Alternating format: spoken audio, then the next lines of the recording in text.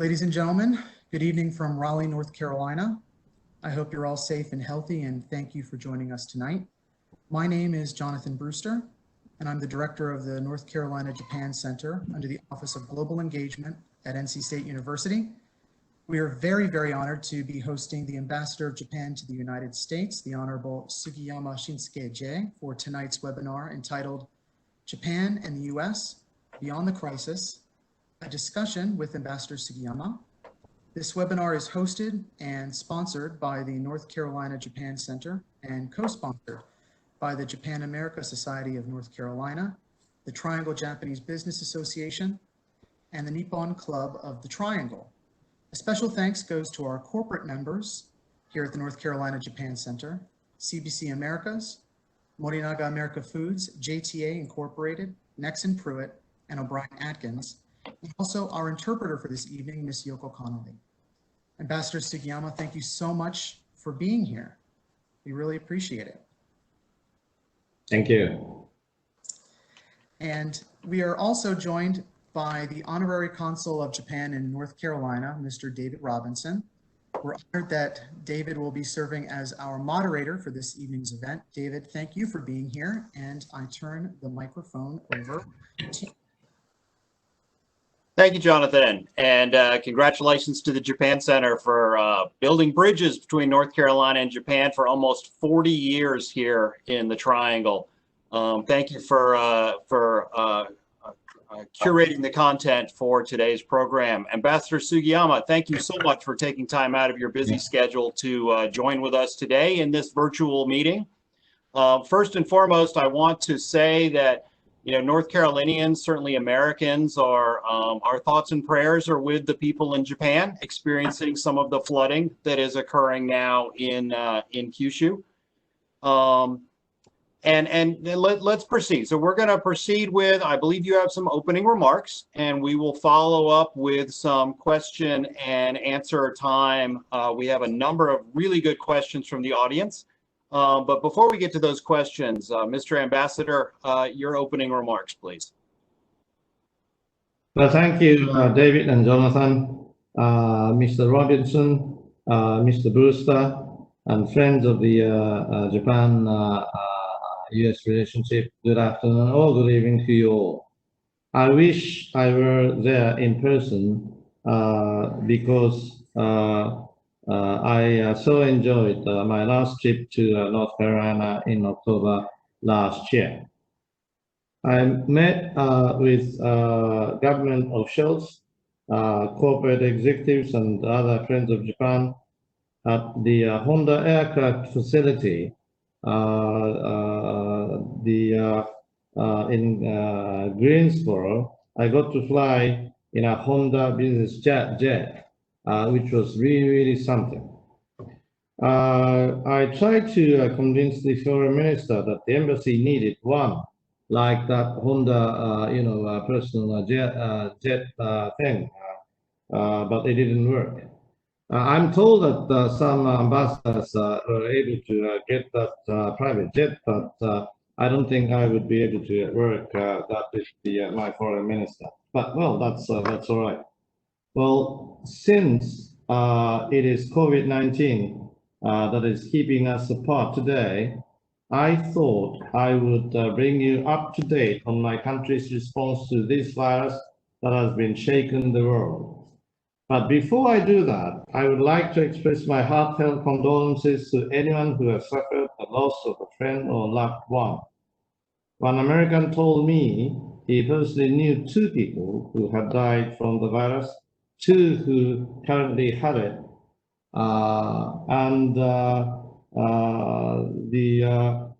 he was worried about his elderly mother who lived in assisted care in Florida. So what is the situation in Japan?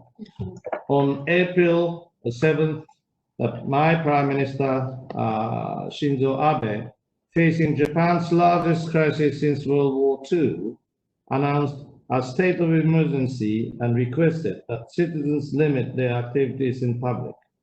That was a big deal because that was a big political decision because of Japan's sensitivity based upon our own history to enacting any authoritarian measures. The good news is that Japan had reduced person-to-person contact by 70% to 80% and prevented the pandemic. Our per capita rate of birth and infection is much lower than other G7 countries. As I said, at the same time, of course, I know I have to express my most condolences and my sympathy towards those who have been killed and those who have been infected, and then their families. And yet, I think the number seems to be relatively lower in terms of the average of the G7 countries. We lifted the state of emergency on May the 25th.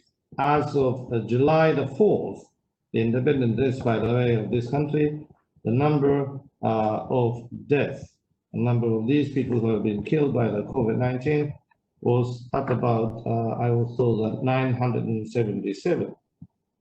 From the beginning, Japan took a cluster-based approach, tracing contacts to identify common sources of infection and to suppress its spread. Citizens were asked to avoid high-risk situations, which are called the 3 C's, namely closed spaces, crowded places, and close contact settings.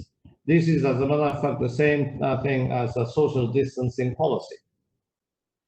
We had tracing, we had appropriate testing, and we had a national network of local public health centers, hundreds of them all over my country, to help identify patients and clusters. We Japanese are comfortable and familiar with these centers. As I said, these are sort of health centers being located in hundreds in all over my country. Even when I was a kid, I used to be taken by mother to my local public center to get the flu vaccine. So that's been not something new. That's been there for years. Easy access to medical care under our national health insurance system encouraged people to go to the doctor in the early stages of infection, which was critical. This once-in-a-century crisis, however, still required a once-in-a-century economic response. In spite of serious concerns about the budget deficit, Japan responded with a 2.34 trillion package in US dollars equivalent, including 140 billion US dollars equivalent to provide a 1,000 bucks payment per person in cash.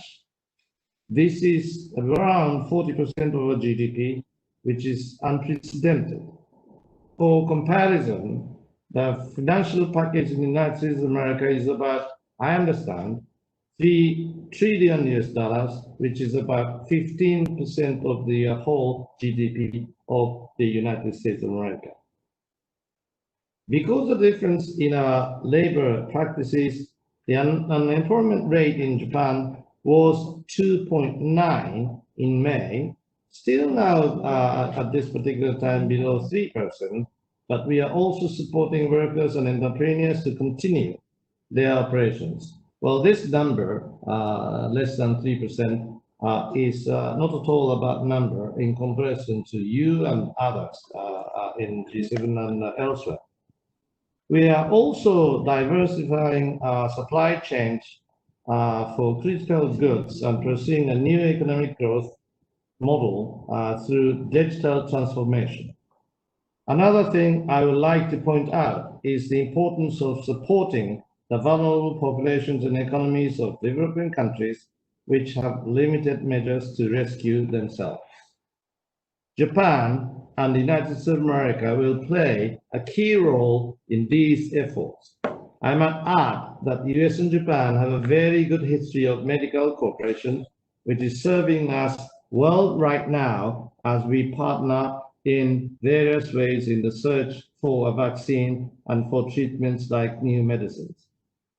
The matter of cooperation brings me to China. The biggest issue here was China's lack of transparency when the virus first spread, which caused it to escape to the world. Indeed, we need China We need China's willingness to follow international rule in a number of areas, even beyond the spread of pandemics. If you would like, I can cover these things, such as China's taking advantage of the world focus on the virus to further its own geopolitical ends during the question period. Let me say, I think Japan's other neighbors have done well regarding the pandemic.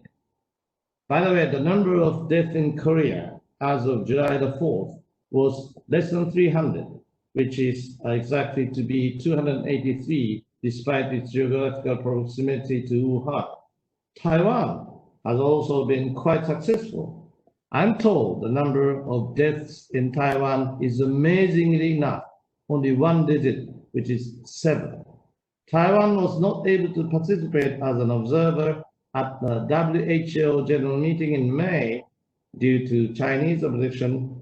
We should not let geographical exclusion inhibit addressing global health issues.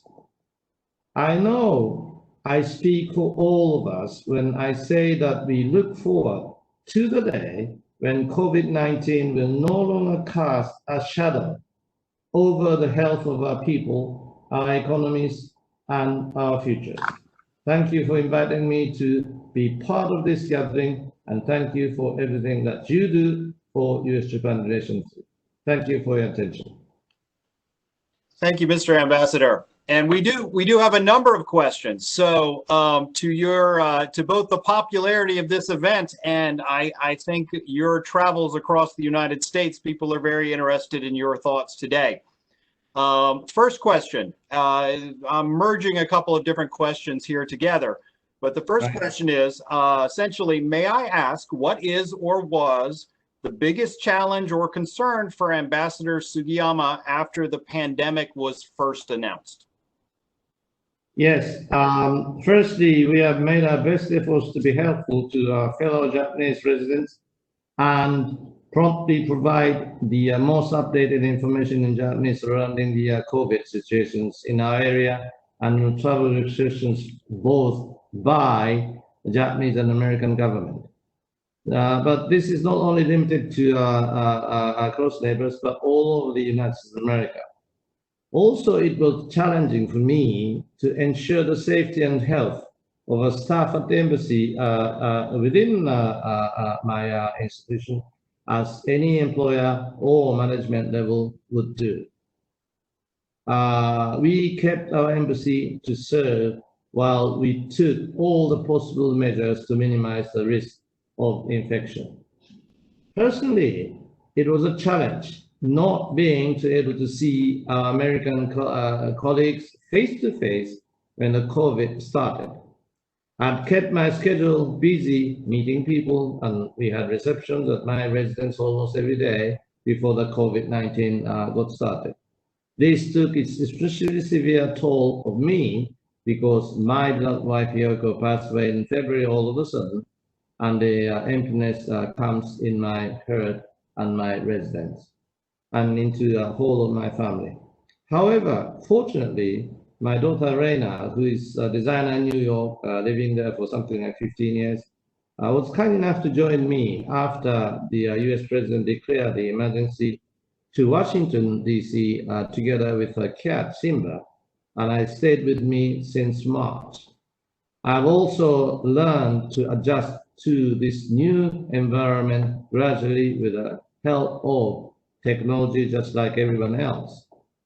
Seems to me it is the case that this new normal seems to have become already normal. Attending virtual meetings like this through Zoom or internet, this was a challenge for me when the COVID got started. But I believe it has its benefits, as I will be able to speak to you all, even we are physically distanced. Yeah, there are certainly opportunities in every challenge. And so the next question is related to that, which is, what are some of the best opportunities, business opportunities in Japan for the remainder of this year and then maybe even in 2021? Right. As I have touched on the topic of the COVID situation in Japan, the Japanese government didn't issue an order legally to stay at home. Actually, the new law was passed by our lawmakers in the parliament to give some authority to the Prime Minister and through the Prime Minister to each governor of the prefectural governments to give them some kind of non-legally binding request, and then to be followed by, if necessary, the legally binding kind of order within a very much limited areas. But we were successful. The stay-at-home instruction was merely a request for citizens to voluntarily restrict their activities and movements. Such limitations notwithstanding, Japan has managed to bring the number of cases to a relatively low level. A certain country seems to be proud of containing the pandemic by the combination of coercive measures and super Orwellian surveillance system. But our success is diametrically different from such approach. Of course, one can never be complacent about COVID-19 because the threat of a second or third wave will remain for a while. That said, I'm confident that Japan will continue to bring things under control. I think this resilience is one of the strong features of Japanese business environment and communities. We were able to bring us back after the great earthquake in 211, March 11, as well. I would encourage you to note this resilience of the Japanese society as a positive factor when you consider investing or doing new business in Japan and with the Japanese community. How we, I'm sorry. Yeah, that's the end of my answer. So this is not my question, but I'm going to show off. These are my tickets to the Olympics. The Robinsons are going to the Olympics. It doesn't matter that it's not this year. We're going to go. But we have a couple of questions that I'll combine into one. And it's, how will the measures and policies taken now affect the preparations for the summer games that are now and the Paralympic games that are now going to be in 2021? Someone has asked, is there a possibility it may be canceled as well? Well, David, first of all, I think I would like to congratulate you for the fact that you're able to get some tickets, which must be not that much easy job for you to able to do that. I'm told by many certain American friends that it was not easy for them to get tickets, but nonetheless, under this current situation, it is hard to say at this particular moment to get back to you right away. But COVID situation will definitely continue to be a biggest factor. I understand that IOC Executive Board had decided to hold simplified games in order to ensure safety from the coronavirus, both for the athletes and the audience. I truly do hope that all of the athletes can play in its games at their best conditions next summer, and the staff at the Olympic Committee are trying their best. You know, we're in the Research Triangle Park region of North Carolina, where you visited and saw all of the research collaborations, many of those with Japan. The next question relates to that. And what are the current standout examples, if you will, of U.S.-Japan collaboration, maybe now, especially when it comes to COVID-19 research? Yeah, well, as I mentioned earlier, Japan and the United States of America have a very good history of medical cooperation. Actually, when I first assigned to this embassy as a first secretary some 30-some years back, I knew we were, living in the area called Bethesda in Maryland, and then in our vicinity there was and there still is NIH. And then in NIH, there are so many Japanese doctors together with, of course, Americans and others. And we are in regular talks at all levels, including the NIH, but NIH is not only the one. For example, I have collaborated on the department of the vaccine with the support of the FDA. the clinical trial for Avigan, which is become a very famous name for the new medicine, a potential therapeutic medicine by Fujifilm has started in the United States of America. So all in all, I think our cooperation in this particular field seems to be going on, and we are so determined to make it more sort of strengthened in a way. I'll interject. There's been a couple of, I would say, personal questions. I think this is a good one. What did you study to put you on a path to a diplomatic career? I think we have students in the audience, and they're very interested in studying Japan and diplomacy. So the question is, what did you study to put you on a path to a diplomatic career that resulted in you eventually becoming ambassador to the United States? Well, if I may tell you something about really a personal thing, this is rather something rooted to my family background. My grandfather-in-law happened to be a full-time elected member of the upper house, the House of Councillors. He eventually became a cabinet minister in charge of the health matters under Yoshida's cabinet in 1950. I was at the age of 1 when he was serving as the minister in charge of the health affairs. And my father happened to be an international lawyer, teaching university as a professor. Of course, both of them have already passed away. But with the combination of my grandfather's background being elected officer in the upper chamber, and then had a lot to do with the then cabinet and prime minister. And then my father being an international student scholar. I think that was before I became a university student to study law at my university, Waseda. I started thinking that I didn't want to become an elected officer, because elected officers' family very much ruined by elections. And don't tell anybody in the congresspersons or senators in this country, but and then I didn't want to become a scholar, because the professors tend to be always at home writing and reading and something, so the kids didn't have the luxurious time to make noises or something. So so I did neither want to become an elected officer or a scholar teaching professor of university international law. So I, from the scratch, I wanted to be a diplomat, combine this sort of, elected officer, politician, and statesman, and then a scholar of international law. That's why I decided to take an exam, and then I was only just fortunate to get things passed to get into foreign office. And then I don't know how I got to this point to be appointed by my prime minister, or picked up by my prime minister, and then decided by the cabinet and authenticated by then His Majesty, the current Majesty Emeritus, to come here as a Japanese envoy, all the entire Japan to your people. But I felt very much honored, and I feel still very much honored to be able to represent my country to the single ally to Japan, which is you, United States of America.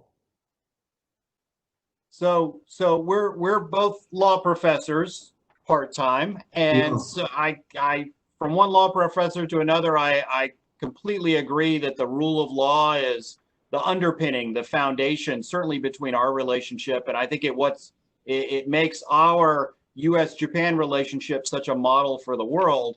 Indeed. You mentioned before about the importance of rule of law, certainly in Asia, but if you want to talk on a global basis, what are the challenges right now to the rule of law being important?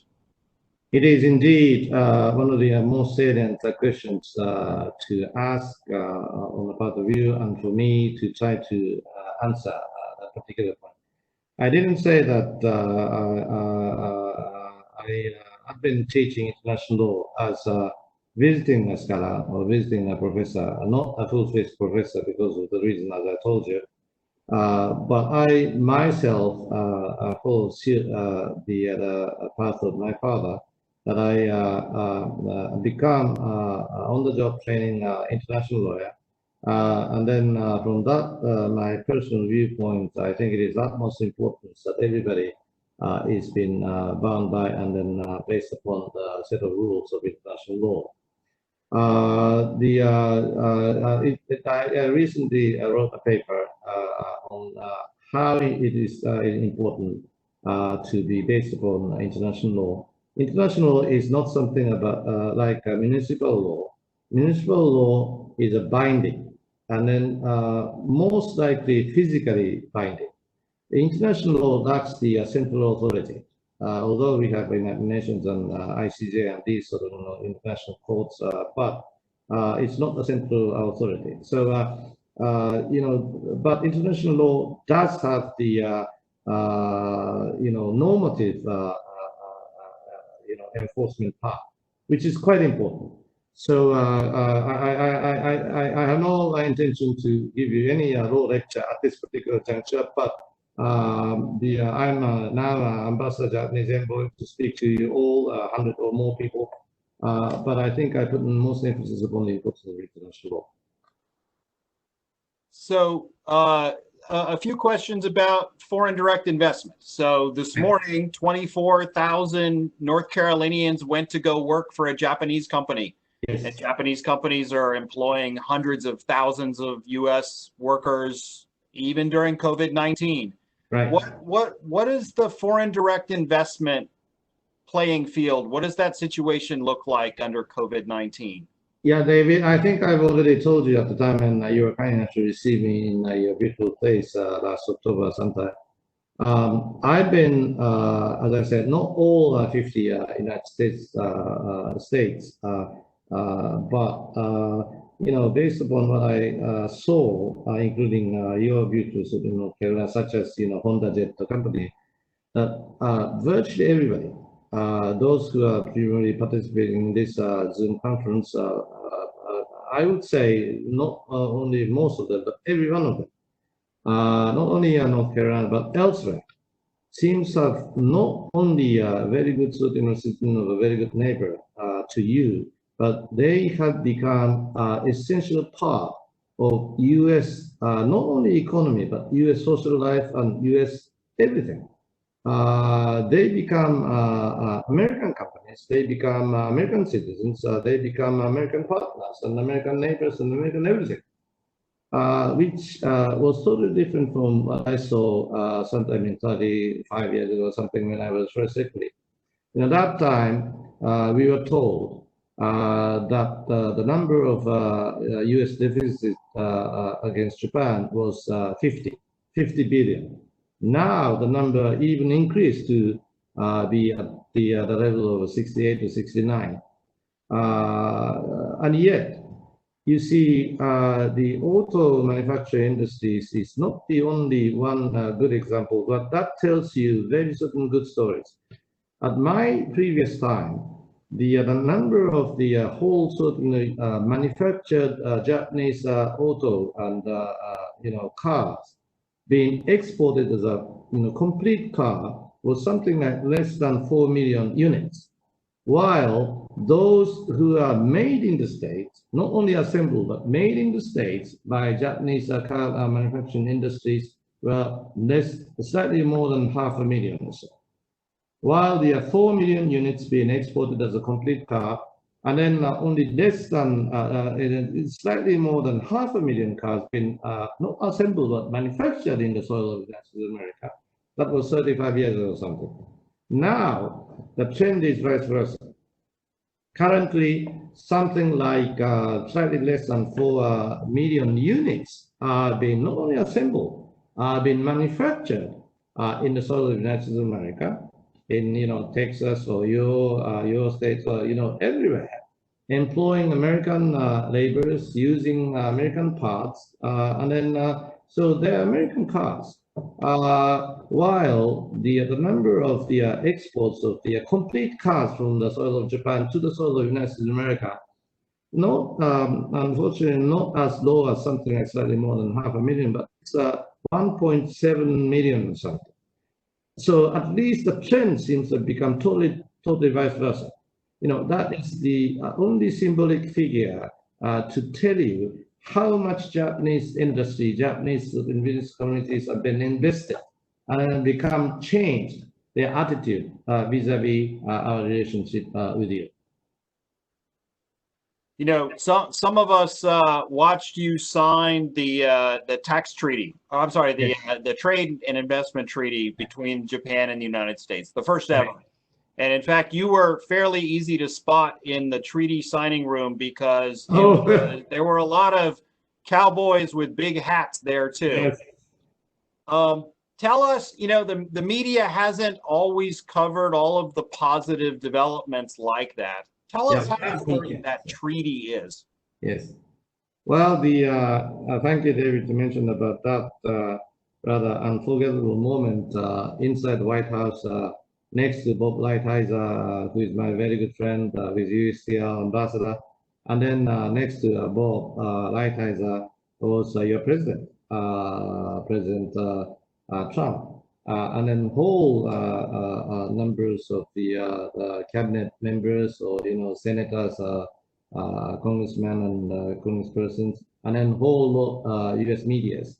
That was the time, and as I said at the speech, that unfortunately, in a rare occasion, the Japanese were totally outnumbered by Americans in that room. But that was really an unforgettable memory, and that was very much a privilege as an envoy to sign the document. We say that that's only the first stage to be followed by the second stage. We already did that trade in goods and then e-commerce. So we signed and the two documents, so all together, a whole couple of documents related to two agreements. Both of which, fortunately, had already entered into force as of the 1st of January or something. And then we are supposed to go on. But we'll see how things are going on. But I think even in relation to these two agreements, they do a lot. I think for you, say this is one of the salient examples, but for your beef producers, your American beef tariffs cut into much lower than otherwise from this the 1st of January to catch up with other sort of what we call TPP members. So I think now U.S. seems to be in a very good sort of position to beat other kind of competitors. And then by the way, American beefs seem to sell very well. Japanese people really do like American beef. I would say other than which country, I don't say the name of these countries, but I can tell you that the Japanese would love buying American beef with a very sort of reasonable price because of this agreement. So the next question is mine, and I know the answer, but I think there might be an important lesson maybe for people in Washington. You made it a point of getting out of Washington, and you mentioned that you visited a number of states. How important is that for a diplomat? Oh, this is not something myself alone been thinking. At the time when I was picked up by my prime minister and others, top political leadership, including my prime minister, virtually everyone told me before I came here, you see, you are the envoy being picked up by me or them, and then authenticated by then His Majesty to represent my government. That's what my prime minister told me. And then not only the prime minister and the cabinet and the government, but also the entire country to, as I said repeatedly, our single ally to Japan, United States of America. By the way, this is the United States of America. Washington is very much important. Inside there is something that I have to watch and I have to get in touch with. But Washington is not the everything. New York is not everything. Chicago is not everything. You are here. Everybody is here. After all, as I have been telling you, this is the United States of America, which I am representing to. from my prime minister and from my country. So that's why I determined to visit and then see people like you, governors and people, and the senators and lawmakers and the locals of the parliament and everything, to know not in my brain and head, but in my kind of feeling. And I'm still learning. As I said, I haven't finished visiting all 50. So I'm still learning process. So a couple of questions about getting back to life in Japan during COVID-19. How is it, specific question, how has it impacted womenomics, and the labor market in general in Japan? Right. You see, basically, this COVID-19 has been give us very bad side of the coin, but always one coin has the other side of it, which is something to do with your question and the others. As I said at the outset, COVID-19 seems to let us show some of the resilience of the Japanese society. And then that would force us to think about the open up labor market, and then including the women's empowerment. Of course, women's empowerment has been discussed from the viewpoint of the gender equality, which is the case. But in a sense, we are forced to do that because of the aging society, because of the COVID-19. We need women's power to get into labor market. Say something like medical related people. Quite a number of those who are nursing, not only nursing but medical doctors who are female. We need them. We don't we don't have any luxury time to differentiate the female or male. We are forced to employ everybody in order to tackle this problem and in order to tackle more bigger kind of problem of aging society and then the creation of the population mass and so on. So I think COVID-19 does give us a real crisis, but at the same time, because of this, we are forced to even sort of be strengthening thinking about women empowerment and other. It seems we have some recent college graduates and some other students who are asking questions as well. I will take a point of personal privilege here and say that Jonathan's Japan Center has wonderful resources for North Carolinians and others who are interested in studying and working abroad. Certainly the Japanese Embassy does. The consulate I report to in Atlanta, all easily accessible on the internet. But Mr. Ambassador, there are enough questions that it's the bigger question, which is some of the numbers of students, Americans going to Japan, Japanese coming to the United States, those numbers are decreasing. And right. How much of a concern is that? Well, it is some concern. Yes, it is true that the figures do show that the number of these Japanese used to be coming to high school or junior high, and then to a PhD course in various places in the States, which seems to have been decreasing with some reasons. So our people, including mine, try to change that course to get back to our heydays. But then we been faced with this COVID-19 crisis. So we have to rethink what we try to do and then trying to increase the number. But under the current situation, that is not an easy task because of visa things, because of the entry into both countries. But I think it is a good time for us to rethink and to prepare for the time when we are if not totally overcoming the COVID-19 crisis, but we are going to mitigate and easing the restrictions, something we should be in a position to do better. Right. So moving back to trade just briefly. So the TPP has moved on without the United States right now. Right. I guess the first question is, maybe the train is down the tracks at another station, but is it still possible for the United States to get on the train someday?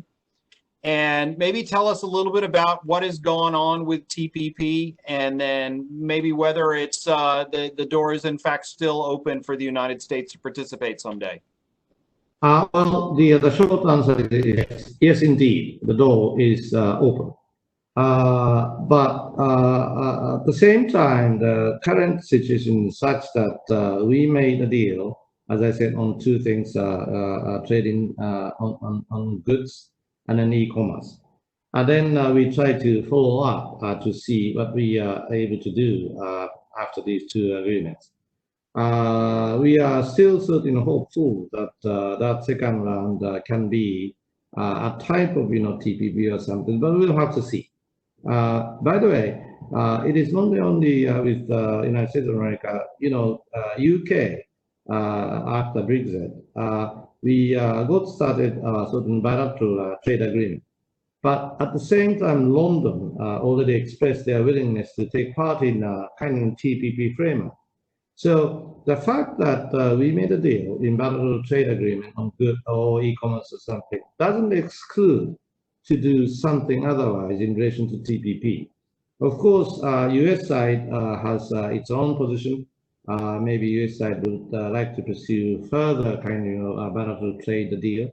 But we'll see how things are going to look like.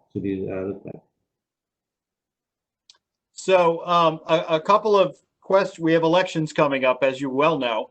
Right. A couple of questions related to that I probably can't and shouldn't ask. But maybe a broader question of, how interested is Japan in, the political system in the United States? Certainly a lot going on right now. How is the Japanese media treating recent events, and what is the level of interest in sort of what's going on in American politics right now? I think David seems to be posing a very good certain question, a very sensitive question, something. So at the outset of my reply, I should say that we have no intention to intervene in your domestic politics or anything. I wouldn't say we know which country.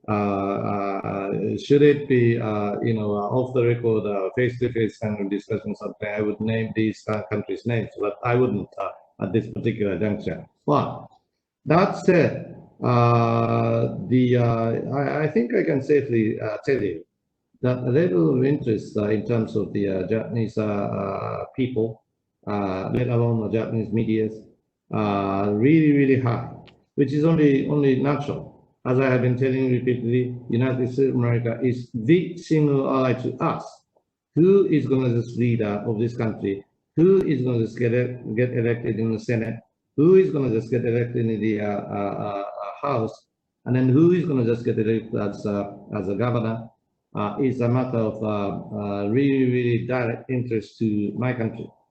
But mind you, that don't forget about my first sentence, that we have no intention to intervene in your domestic politics. And yet, the kind of interest, and then there are certain curious, pursuit of watching what you are doing is very high. So well said. Another question, and maybe some good news for Japan. Evidently, someone on this webinar is interested in continuing to look at investing in Japan.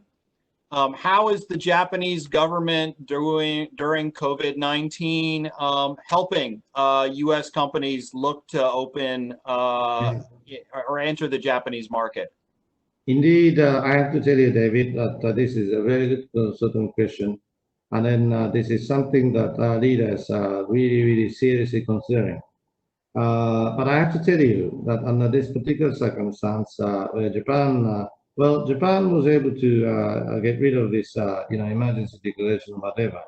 And yet still, we are seeing the rather increasing number of these people who are infected. Not necessarily those people who have been killed. And then at the same time, unfortunately, US seems to be showing some of the rather increasing number of those who have been infected. As a whole, I mean, the United States of America, I mean, depending upon which state you're talking about, but as a whole, the United States of America, and then those who have been killed, the number is not very not very low.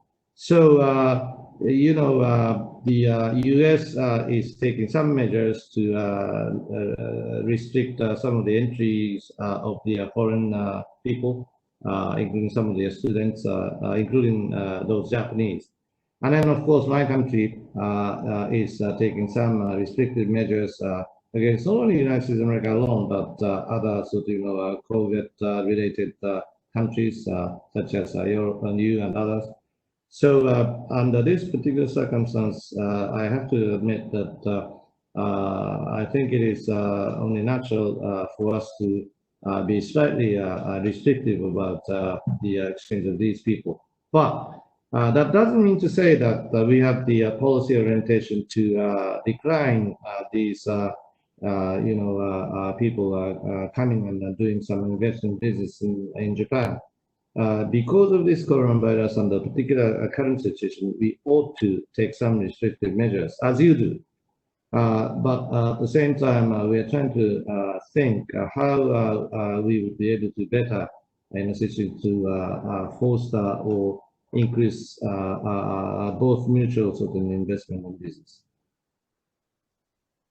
So congratulations to Japan on the new Shinkansen, the new train that is between Tokyo and Osaka now. One of the fastest in the world. Clearly, I believe it was deployed in anticipation of the Olympics, but even with the postponement, it looks like technology and innovation in Japan continue, even in spite of the COVID-19. Yes, you're right. We are doing that, and then, as I said, maybe we have to sort of address the most eminent enemies, which is COVID-19, as you do. But at the same time, that doesn't mean to say that we don't make any efforts further to develop these new technologies, new things, and something. That is something, the other way around. Because of the COVID, we need to go for new technologies, new vaccines, new medicines, and new things.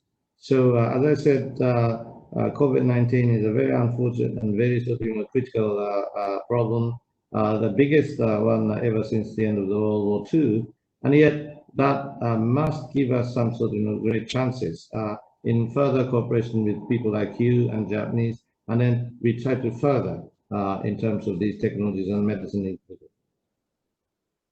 So I've got a fun question here. It's probably the first time an ambassador has ever been asked this question, but because of COVID-19, here we go. Because, the Japanese, certainly to the American audience, the Japanese have been much more willing to wear masks because as a nationality, with people in such close quarters, when people get sick, they would wear a mask, and it's been customary. So the question is, we need to make a way to make mask wearing fun and exciting for Americans instead of the scary perception it has. What are your suggestions for fun and engaging public ad campaigns and signage that would educate the public about the importance of wearing masks while still making it fun? Yes. Well, I think you seem to pose me a very interesting question. That while traditionally Japanese society is very much get used to wearing masks, as I said at my initial statement. Even at the time when I was a kid, I was told by my parents and others, seniors, that, okay, you must wear a mask, you wash hands and something. In this country, I found that was not exactly the same, but because of this COVID-19, I think your people seem to have become much more get used to wearing masks and washing hands and that sort, which is not bad. And then I've seen so many people wearing some colorful masks and something.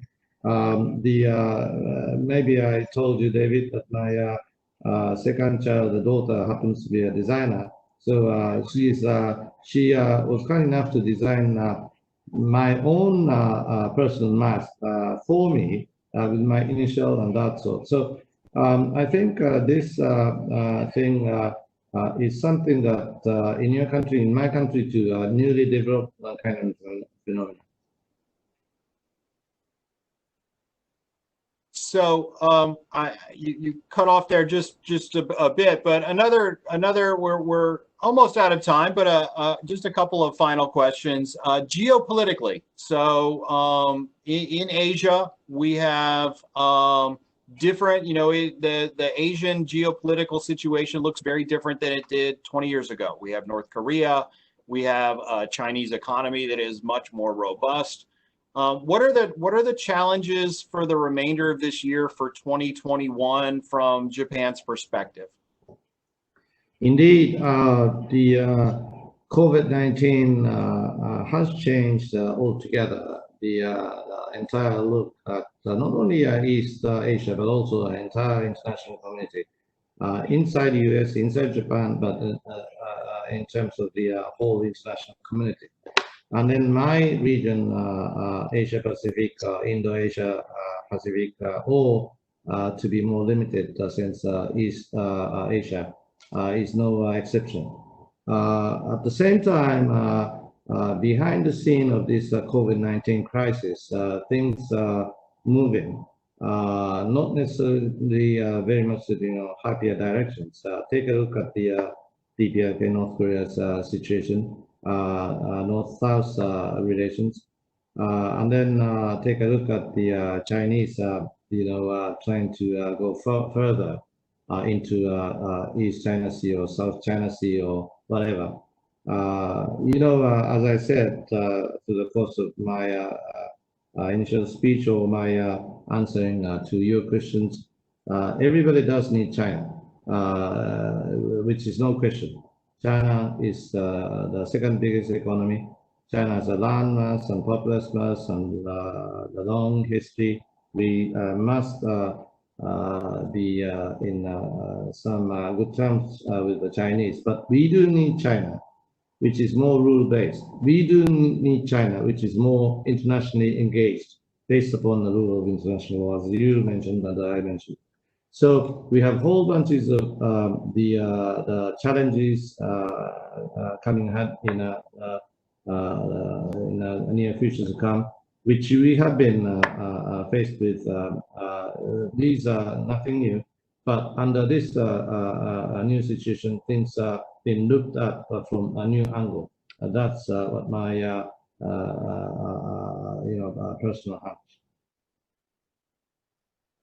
So are there, it's an interesting question. I'm not sure there's a specific answer, but are there products that from the United States that the Japanese currently just can't get enough of? Are there any opportunities that you've seen in your travels for, American companies to succeed by selling products to the Japanese? Oh, I mean, as I said, the whole bunches of the opportunities and things waiting, not because of these new trade deals, but because of the occurrence of closer relations and investment situation between US and Japan.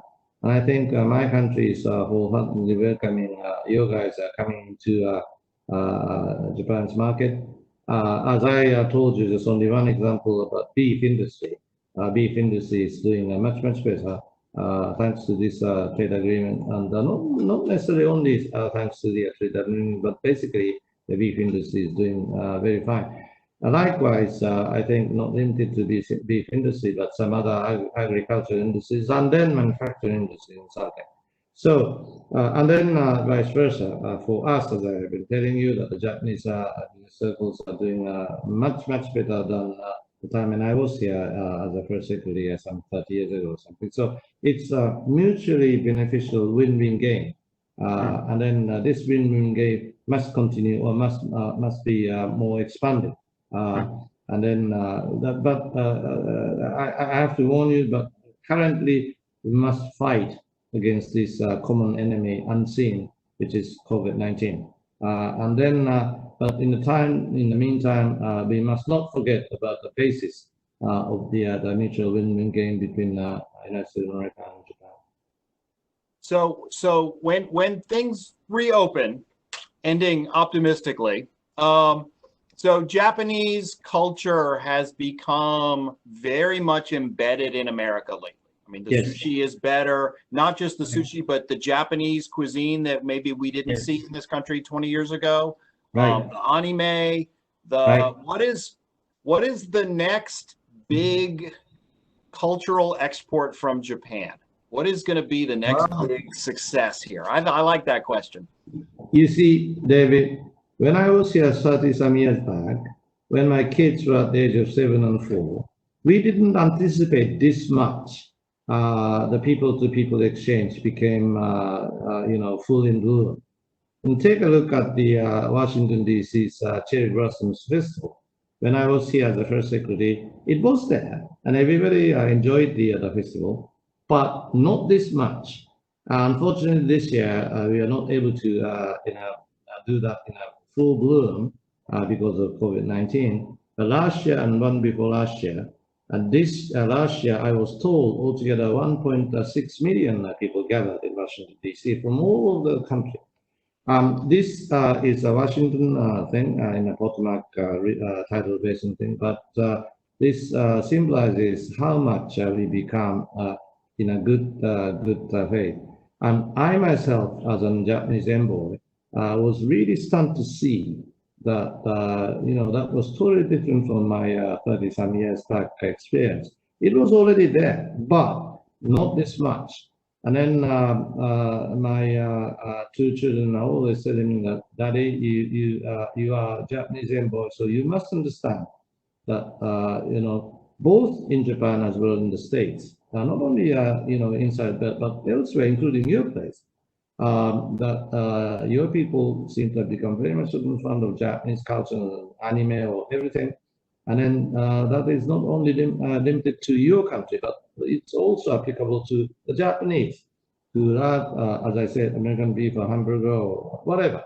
I think this current situation is it's destined to be like that. Under these 2 decades, 3 decades, and something. So what we must do is to, based upon this not all about situation, to go further, try to look into the future. Well, Mr. Ambassador, it's been my honor to have this conversation with you today. I want to thank you again for taking time out of your very busy schedule to meet with us virtually.